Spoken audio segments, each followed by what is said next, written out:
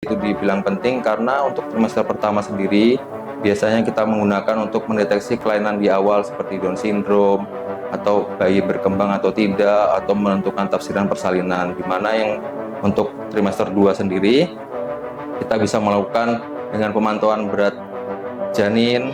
Setelah itu mungkin ada kelainan-kelainan yang tampak seperti struktur, bisa dilihat mungkin di trimester 2. Sedangkan untuk trimester 3 biasanya kita memantau keadaan bayi seperti detak jantung, terus berat bayi, dan menentukan untuk metode persalinan.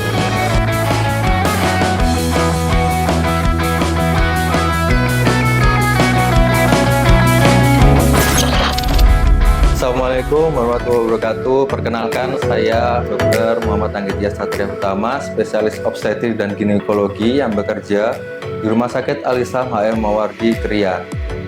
Saya mulai bergabung di rumah sakit ini sekitar bulan Februari tahun 2024, sehingga saya berjalan sudah 7 bulan.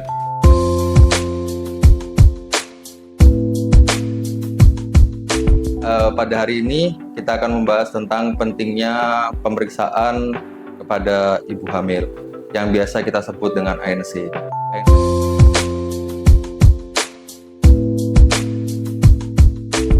ANC sendiri kepanjangan dari antenatal care, yang berarti adalah itu pemeriksaan pada ibu hamil dari awal kehamilan hingga dia melahirkan. Itu makanya disebut antenatal care. Kalau dia melahirkan namanya natal, setelah melahirkan namanya postnatal. Makanya kita memberikan nama antenatal care karena pemeriksaan itu dilakukan pada saat awal kehamilan hingga ibu itu melahirkan.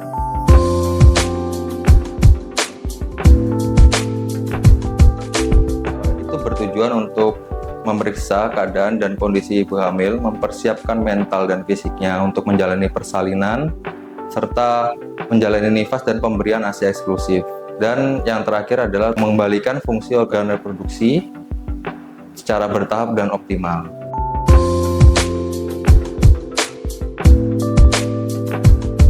Nah, ANC ini dapat dilakukan minimal dari pemerintah, dari guideline yang ada itu adalah 6 kali, di mana trimester pertama itu 1 kali, trimester kedua itu 2 kali, dan trimester 3 itu 3 kali.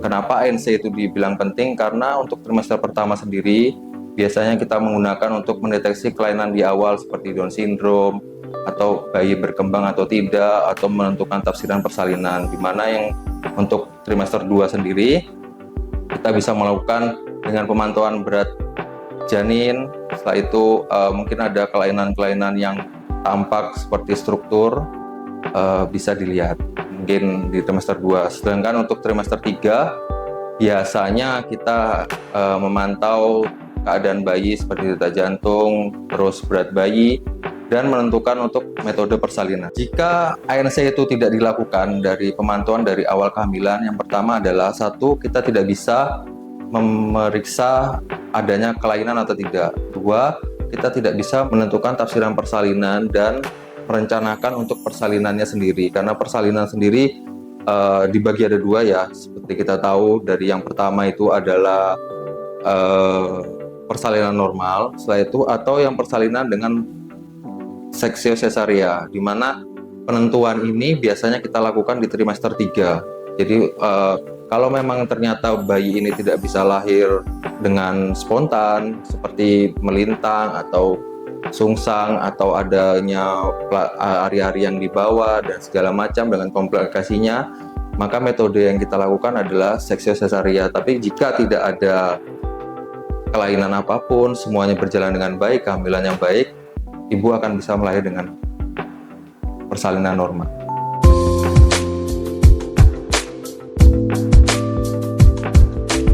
Pada ANC sendiri yang kita periksa untuk biasanya itu ada beberapa poin. Yang pertama adalah berat badan ibu, itu untuk menentukan karena dalam perjalanannya ibu hamil itu untuk standarnya bisa dilakukan kenaikan berat badan 9 sampai 12 kilo. Setelah itu yang kita periksa adalah tekanan darah. Ini untuk memantau adanya preeklamsi atau tekanan darah tinggi pada kehamilan. Yang ketiga adalah lingkar lengan ibu. Penting untuk mengetahui dia obesitas apa tidak. Setelah itu baru kita masuk ke pemeriksaan detak jantung bayi. Jadi di mana kita memantau kesejahteraan untuk ibu bayi itu sendiri dilakukan dengan memantau detak jantungnya. Setelah itu dilakukan USG untuk melihat kelainan, terus untuk berat badan. Setelah itu bisa diberikan ditambahkan dengan pemberian tablet tambah darah dan multivitamin.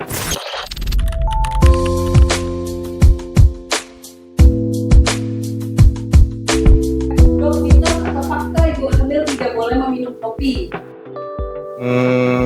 Mitos. Kenapa? Jadi kopi itu sebenarnya kalau diminum oleh ibu hamil, memang nanti zat yang namanya kafein di dalam kopi itu dia akan melewati sawar plasenta sehingga dia bisa masuk ke bayi. Dimana proses untuk pembuangan kopi atau membersihkan kafein dari tubuh ibu dan bayi itu sangat berbeda. Jadi tubuh bayi itu lebih lama untuk memproses kafein tersebut. Apakah boleh ibu hamil itu minum kopi? Boleh, tapi dengan ambang batas yang normal, di mana ambang batas ini adalah 200 mg per hari. Jadi dalam penelitian tersebut dikatakan jika ibu hamil meminum kopi kurang dari 200 mg per hari, dia tidak akan menimbulkan efek apa-apa pada janinnya. Tapi jika lebih dari 200, misalnya 300, 400 dan seterusnya, ada resiko bayi itu atau janin itu keguguran atau tumbuh kembangnya yang terhambat. Nomor 2 ya, ibu hamil dilarang mewarnai rambut. Mitos atau fakta?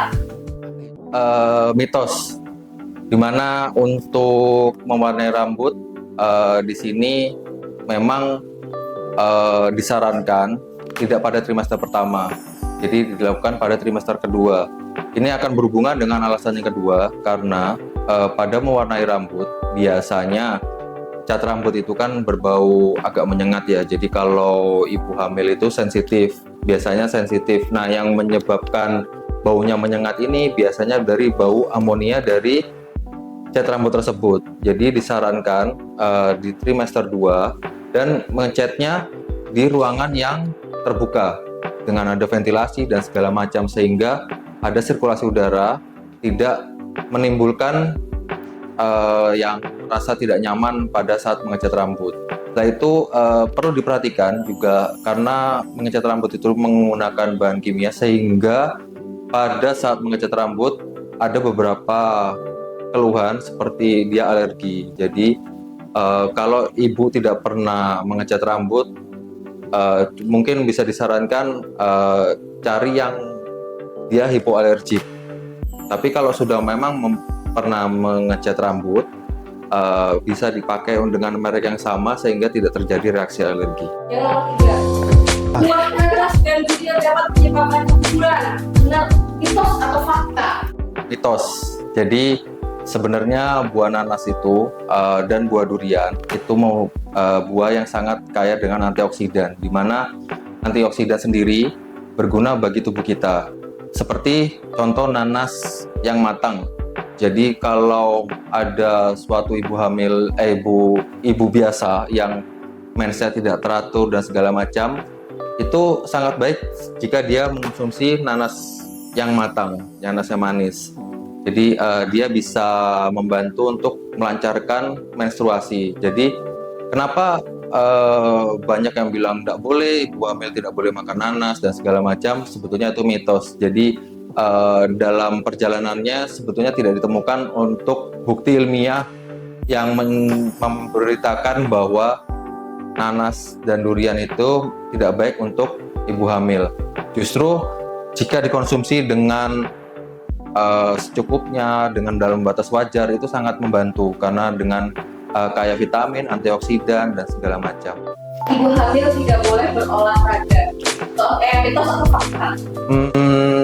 Sangat mitos. Jadi sebetulnya pada ibu hamil itu sangat disarankan untuk olahraga, apalagi yang berhubungan dengan kehamilannya seperti yoga pada prenatal. Jadi di mana itu akan sangat membantu untuk elastisitas dari perineum sendiri dan membantu ibu hamil sendiri. Sedangkan olahraga sendiri tetap diperlukan selama kehamilan karena untuk mempersiapkan nanti pada saat persalinan. Jika sewaktu-waktu dilakukan persalinan dan segala macam, ibu itu sudah siap. Ibu hamil tidak boleh berhubungan intim.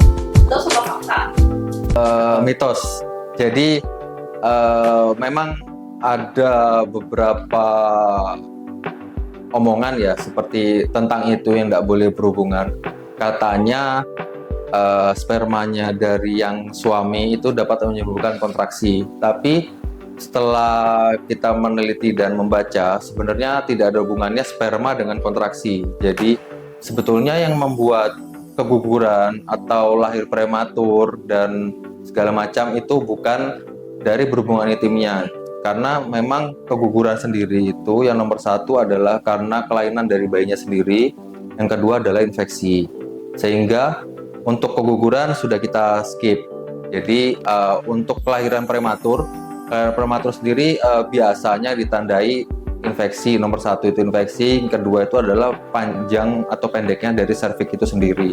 Jadi tidak berpengaruh dari berhubungan sendiri. Untuk trimester 3 berhubungan juga sebenarnya tidak termasuk untuk mempercepat persalinan ya. Jadi dia sebetulnya yang membuat persalinan sendiri itu adalah berasal dari bayinya. Jadi bayi itu dia punya usia, dia punya waktu kapan saya harus keluar atau tidak. Jadi bayi itu begitu dia mau keluar dari rahim ibu atau mau terjadi persalinan, biasanya bayi itu akan memberikan respon ke ibunya. Akhirnya ibunya membalas respon tersebut dengan adanya kontraksi. Jadi kalau dibilang berhubungan intim itu berhubungan dengan kehamilan itu mitos. Oke, sahabat RSIM, jika ingin memeriksakan kehamilannya atau berkonsultasi bisa datang langsung ke Rumah Sakit Al-Islam HR Muhammadiyah Krian dengan jadwal saya sendiri. Saya Senin sampai dengan Sabtu pukul 8 sampai 11 pagi. Bagi sahabat RSIM, jika ada pertanyaan seputar kehamilan yang ingin ditanyakan, silakan tulis di kolom komentar. Untuk pertanyaan yang baik atau yang paling bagus, nanti kita akan bahas di video selanjutnya. Terima kasih. Assalamualaikum warahmatullahi wabarakatuh.